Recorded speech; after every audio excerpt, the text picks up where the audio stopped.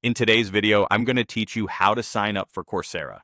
By the end, you'll know exactly where to go, what to click, and how to confirm your new account so you can start exploring courses with confidence. Start by opening your web browser and heading to Coursera.org. On the homepage, look for the Sign Up or Join for Free button. These labels are used interchangeably and they take you to the same place. Click it to begin creating your account. You'll see two ways to get started. The first is the classic method.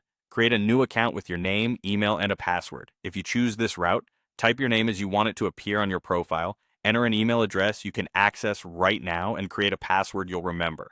A strong password helps keep your account secure, but make sure it's something you can recall without writing it down in risky places. Take a quick second to double-check the spelling of your email. This is important for the next step. The second option is to sign up using an existing account from Google, Facebook, or Apple.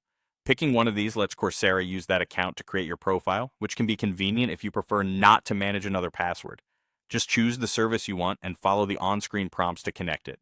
If you're already signed in on your device, this can be especially quick.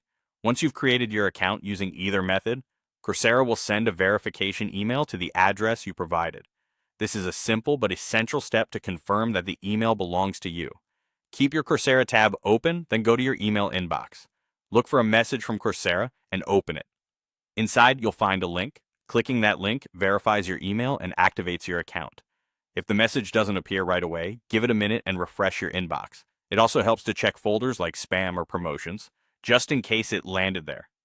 After you click the verification link, you'll be taken back to Coursera where you should see a confirmation that your email is verified.